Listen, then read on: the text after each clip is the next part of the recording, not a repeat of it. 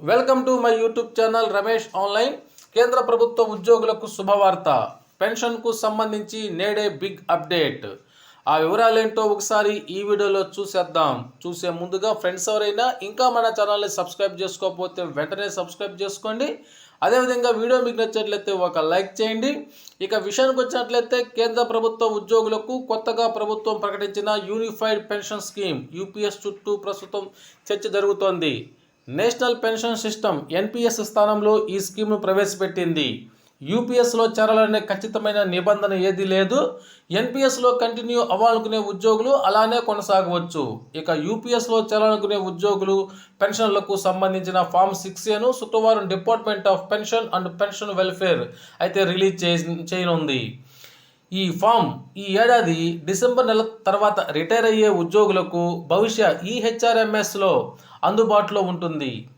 ఈహెచ్ఆర్ఎంఎస్లో ఉన్న పదవీ విరమణ చేసే అధికారులు ఫామ్ 6A దరఖాస్తును నింపాలి. ఈహెచ్ఆర్ఎంఎస్ ద్వారా సూపర్ న్యూమరేషన్ కేసులకు మాత్రమే. ఈహెచ్ఆర్ఎంఎస్లో లేని పదవీ విరమణ చేసే అధికారులు భవిష్యత్తులో ఫామ్ 6A నింపాల్సి ఉంటుందని అధికారులు ఓ ప్రకటనలో వెల్లడించారు. శుక్రవారం భవిష్యత్ ఈహెచ్ఆర్ఎంఎస్తో ఏకీకరణతో పాటుగా కొత్త ఫారంను కేంద్ర మంత్రి జితేంద్ర సింగ్ ప్రారంభించనున్నట్లు తెలిపారు. ఈ కొత్త ఫారంలో మొత్తము 9 రకాల ఫారంలు అయితే విలీనం చేసినట్లు చెప్పారు.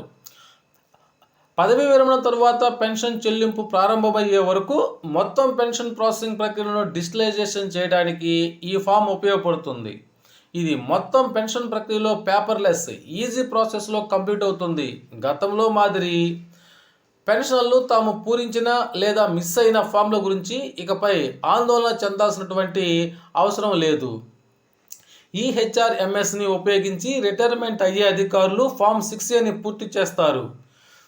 అయితే ఈ హెచ్ఆర్ఎంఎస్లో లేని ఉద్యోగులు భవిష్యత్తును ఉపయోగించి దరఖాస్తును నింపాల్సి ఉంటుంది. కొత్త ఫార్ములను ఇప్పటికే ఉన్న 9 ఫార్మాట్లను 6A, 6, 8, 4, 3A, format 1, format 9, FMA, 0 option ఫామ్లను కలిపేశారు.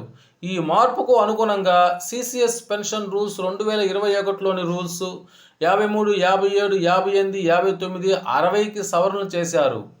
ఉద్యోగులు తమ పెన్షన్ దరఖాస్తు ప్రక్రియను కేవలం ఒకే ఒక్క సంతకంతో పూర్తి చేయవచ్చు. పదవీ విరమణ తర్వాత పెన్షన్ చెల్లింపులు ప్రారంభించే వరకు పెన్షన్ ప్రాసెసింగ్ వర్క్ ఫ్లో మొత్తం కూడా ఎండ్ టు ఎండ్ డిజిటలైజేషన్లోనే జరగనుంది. ఓకే మిత్రులారా, ఇది ఈనాటి సమాచారం మీకు నచ్చినట్లయితే ఒక లైక్ చేయండి. Thank you.